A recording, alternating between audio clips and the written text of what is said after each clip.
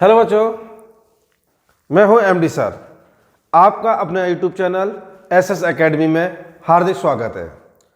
चलिए, इस objective series में अगली वीडियो जो आपके सामने है उसका क्वेश्चन नंबर पहला आपके स्क्रीन पर है और बिना टाइम आपका व्यतीत किए हुए हम इस वीडियो को जल्दी ही आरंभ करते हैं।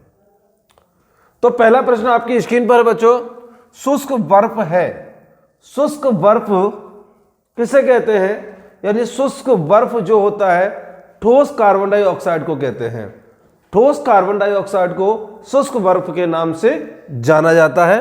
तो आप ऑप्शन देख सकते हैं, इसमें ऑप्शन बिना पानी वाली बर्फ, ठोस CO2 या ठोस CO, इनमें से कोई नहीं। हम डायरेक्ट आंसर पे आते हैं। आपका आंसर जो है ठोस कार्बन डाइऑक्साइड। ओके बच्चों, यस। हाँ बच्चे, ये क्वेश्चन प्रतियोगिता में भी पूछ चुके हैं, तो इसलिए आप ये ध्यान दें कि ये आपके लिए प्रतियोगिता में भी और बोर्ड एग्जाम में भी, चाहे वो यूपी बोर्ड हो चाहे एमपी बोर्ड हो, एनीवे किसी भी 10th क्लास बोर्ड के लिए साइंस की बहुत ही उपयोगी वीडियोस आपके सामने है। इसी के साथ बच्चों अगला प्रश्न आपकी स्क्रीन पर है और अगला प्रश्न आ चुका है। पढ़िए, गर्मियों में घड़े का जल निम्न प्रक्रम, कौन से प्रक्रम में से किसके कारण ठंडा होता है?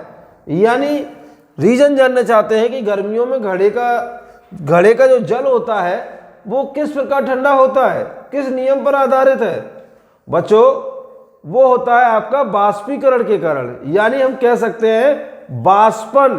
क्या ऑप्शन में देखिए, बाष्पीकरण हो चाहे बाष्पन हो, परासरण नहीं होता, विसरण नहीं होता, बाष्पोत्सर्जन नहीं, केवल ओनली बाष्पन। बाष्पन विधि के द्वारा जो घड़ा होता है, घड़े में जल भरा होता है, वो ठंडा होता है। तो घड़े का जल बाष्पन विधि के द्वारा ठंडा हो जाता है। इसी के साथ बच्चों अगले प्रश्न की ओर बढ़ते हैं। अगला प्रश्न आपके सामने है। बर्फ का गलनांक 0 डिग्री सेल्सियस लिया गया है। कहने का तात्पर्य यह है कि बर्फ 0 डिग्री सेल्सियस पे गलती है या पिघलती है तो उसका किस पैमाने पर मापा जाता है? क्या र्यूमर होता है या फ़ारेनहाइट होता है या सेल्सियस होता है? तो 0 डिग्री सेल्सियस जो बर्फ पिघलती है वो टेम्परेचर सेल्सियस में मापा जाता है। यानी 0 डिग्री सेल्सियस पर बर्फ पिघलने लगती है, या कह सकते हैं कि बर्फ का गलनांक 0 डिग्री सेल्सियस होता है। तो ऑप्शन में आपका सी, सेल्सियस ऑप्शन सी सही है। इसी के साथ हम बढ़ते हैं अगले प्रश्न की ओर। अगला प्रश्न आपकी स्क्रीन पर है। चिप्स की थैली में भरी जाने वाली गैस कौन सी है? आप जानते हैं क्या गैस आपकी अमोनिया है, नाइट्रोजन है, कार्बन डाइऑक्साइड है, सल्फर डाइऑक्साइड है? आप देख के बताएं। आप ऑप्शन दे सकते हैं कि आपका कौन सा ऑप्शन इज राइट आंसर है। बता सकते हैं आप? बताइए बच्चों। यस, बिल्कुल। कोई चिप्स की थैली आपने देखी होगी, चिप्स की थैली, कुरकुरे की या अदरवाइज जो मार्केट में थैली आती हैं खाद्य सामग्री वाली, उसमें नाइट्रोजन गैस भरी होती है। और नाइट्रोजन गैस को क्यों भरा जाता है मालूम है? क्यों भरा जाता है बच्चों? क्योंकि वो इसलिए भरी जाती है कि वो ऑक्सीजन से क्रिया ना करे। यदि ऑक्सीजन से क्रिया कर लेगी तो वो जल्दी ही खराब हो जाएगी। इसलिए चिप्स की थैली में नाइट्रोजन यानी निष्क्रिय गैस होती है, नाइट्रोजन को भरा जाता है। ओके, ऑप्शन सेकंड यानी खा आपका राइट आंसर है बच्चों। इसी के साथ बढ़ते हैं अगले प्रश्न की ओर। और आपको इस वीडियो में या हमारे वॉइस में किसी प्रकार की कमी आए तो आप जरूर हमें बता दें, क्योंकि जितना हम सुधार कर सकते हैं उतना ज़्यादा से ज़्यादा आपके लिए सुधार करेंगे। क्योंकि हमारी वॉइस आप तक क्लियर नहीं आ रही तो आप बेहतर जानते हैं, आप आसानी से बता सकते हैं कि सर कोई प्रॉब्लम्स है। और हमारे वीडियोस में लाइव का जो टाइम है वो लाइव के टाइम पर ही आपको वीडियोस मिलेगी।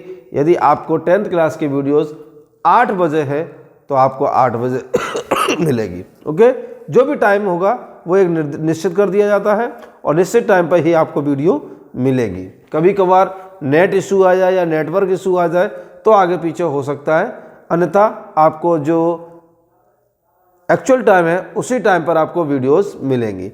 इसी के साथ बढ़ते हैं अगले प्रश्न की ओर। अगला प्रश्न है आपका, जंग का रासायनिक सूत्र है। क्या जंग का रासायनिक सूत्र Fe2O3 या Fe2CO3 या फिर Fe2O3? अरे ये हो गया आपका फेरिक ऑक्साइड, ये हो गया आपका कार्बोनेट और ये हो गया आपका फेरिक ऑक्साइड XH2O यानी हाइड्रेट, जल के अणु। तो भाई जंग का जब रासायनिक सूत्र लगता है तो फेरिक ऑक्साइड के साथ साथ हाइड्रेट के अणु भी होते हैं। स्वास्थ्य ठीक नहीं, मगर फिर भी हटूंगा नहीं, क्योंकि स्वास्थ्य तो बाद में भी सही हो सकता है मगर परीक्षाएं बार बार नहीं होती हैं। इसलिए आप अपनी मेहनत में लगे रहें, क्योंकि आपको करियर बनाने के लिए जो समय आपके पास उपलब्ध है उसी में आपको बेहतर करियर बनाना है। ये मत सोचना कि हम आगे भी बेहतर कर सकते हैं, नहीं, जो प्रेजेंट अच्छा कर लेता है उसका फ्यूचर ब्राइट हो जाता है। इसी के साथ बढ़ते हैं अगला प्रश्न। आपको ऑप्शन पता ही चला गया, ऑप्शन का यानी ऑप्शन 3 सही है। इसी के साथ बढ़ते हैं अगले प्रश्न की ओर।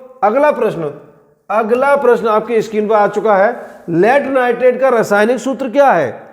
लेड नाइट्रेट का रासायनिक सूत्र क्या है? हमने आपको बनाने की विधि भी सिखाई थी, जैसे Pv2+ और नाइट्रेट का होता है NO3-, तो 2 इसको संयोजी आयन दे देंगे और 1 इसको मिल जाएगा, तो फॉर्मूला बनेगा आपका PbNO3 का होल ट्वाइस।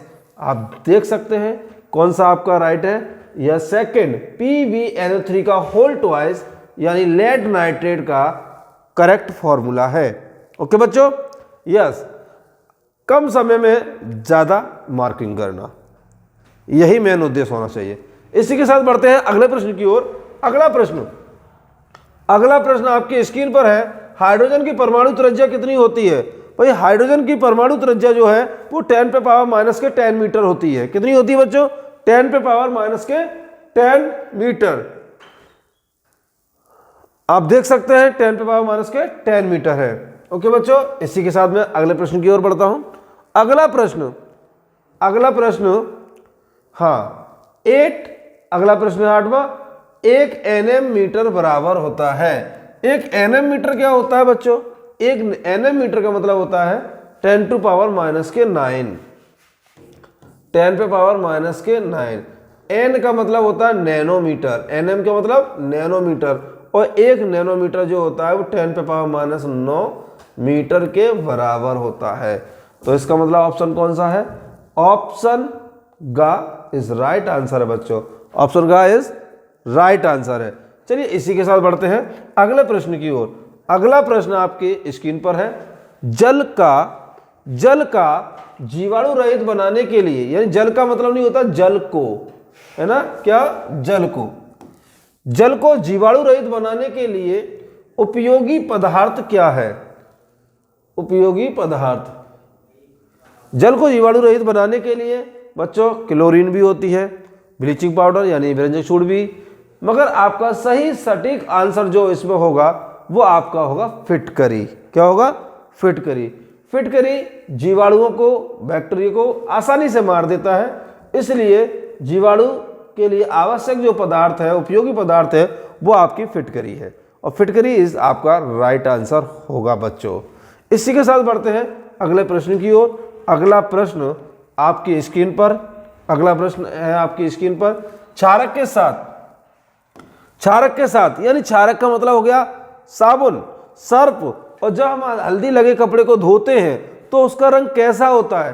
कैसा होता है बच्चों? कमेंट में आंसर दें, कैसा होता है? जब हम साबुन हल्दी पर लगता है तो कैसा रंग होता है? कैसा होता है? कमेंट में आंसर दें। लाल भूरा। कैसा होता है बच्चों? लाल भूरा, यानी हल्का लाल सी हो जाती है हल्दी, इसलिए उसका कलर जो होता है वो लाल बूरा कहलाता है। इसी के साथ बढ़ते हैं अगले प्रश्न की ओर। अगला प्रश्न आपके स्क्रीन पर आ चुका है। शुद्ध जल का पीएच मान। शुद्ध जल का पीएच मान आप जानते हैं, अच्छे से जानते होंगे। शुद्ध जल का पीएच मान जो होता है वो 7 होता है, केवल 7, ना ऊपर ना नीचे, ओनली 7 जो होता है वो जल का उदासीन मान होता है। उदासीन यानी जल का पीएच मान होता है 7। इसी के साथ बढ़ते हैं अगले प्रश्न की ओर। अगला प्रश्न क्या है?